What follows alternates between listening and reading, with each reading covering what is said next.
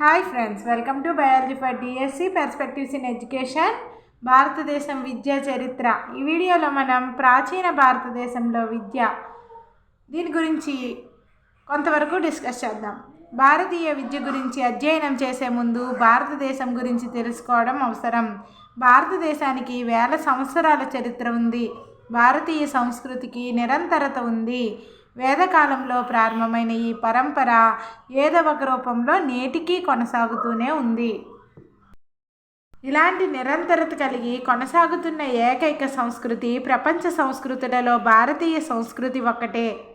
మన దేశంలో ఎంతో వైవిధ్యత ఉన్నది.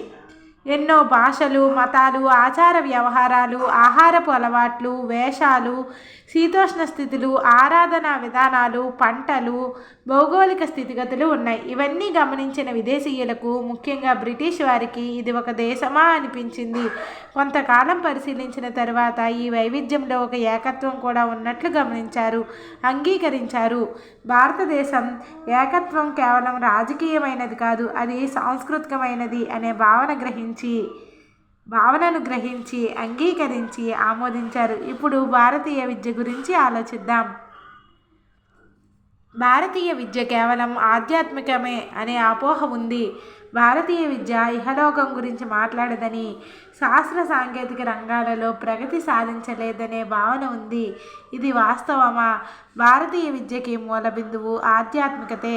ఇందులో ఏ విధమైన సందేహం లేదు. ఆధ్యాత్మికతతో పాటు ఐహికత గురించిన అంశాలు కూడా ఉన్నాయి.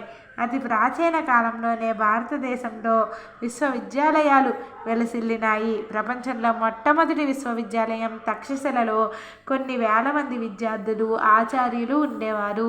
ప్రపంచంలో మొట్టమొదటి విశ్వవిద్యాలయం ఏంటి? తక్షశిల. దీనిలో ఈ తక్షశిలలో కొన్ని వేల మంది విద్యార్థులు, ఆచార్యులు ఉండేవారు. ఆచార్య చాణక్యుడు అక్కడ ఆచార్యుడిగా పనిచేసేవారు.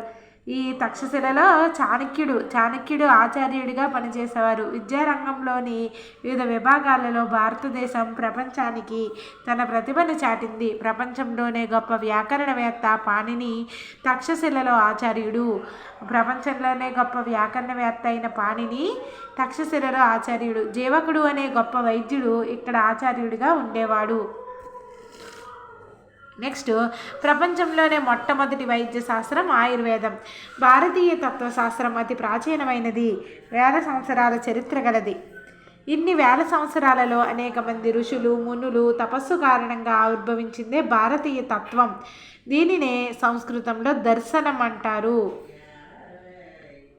భారతీయ తత్వశాస్త్రం అతి ప్రాచీనమైనది, వేల సంవత్సరాల చరిత్ర గలది. ఇన్ని వేల సంవత్సరాలలో అనేక మంది ఋషులు, మునులు తపస్సు కారణంగా ఆవిర్భవించిందే భారతీయ తత్వం. దీనినే సంస్కృతంలో దర్శనం అంటారు. దర్శన్ అంటే దర్శించినది. దీనినే వేదాంతం అని కూడా అంటారు. అంటే వేదంలో చెప్పబడిన విషయాలు అనుభవపూర్వకంగా నిర్ధారణ చేసుకొని వాటిని భావాతీత స్థితిలో దర్శించడమే దర్శనం. దీనినే ఆత్మ సాక్షాత్కారం అని, ఆత్మ దర్శనమని అంటారు. ఆత్మ సాక్షాత్కారం వలన అవిద్యా బంధాలు నశించి బ్రహ్మ దర్శనమవుతుందని నిర్ధారించారు, అనుభూతి చెందారు. జీవిత లక్ష్యం, విద్యా లక్ష్యం భిన్నమైనవి కావు. జీవిత లక్ష్యాన్ని సాధించే సాధనమే విద్య. ప్రతి దేశానికి ఒక లక్ష్యం ఉంటుంది. ప్రతి వ్యక్తికి తనదైన ఒక స్వభావం ఉంటుంది. కొందరికి ఆటలంటే ఇష్టం, కొందరికి సంగీతం, కొందరికి సాహిత్యం, కొందరికి గణితం. అదేవిధంగా ప్రతి జాతికి ఒక జాతీయ స్వభావం ఉంటుంది.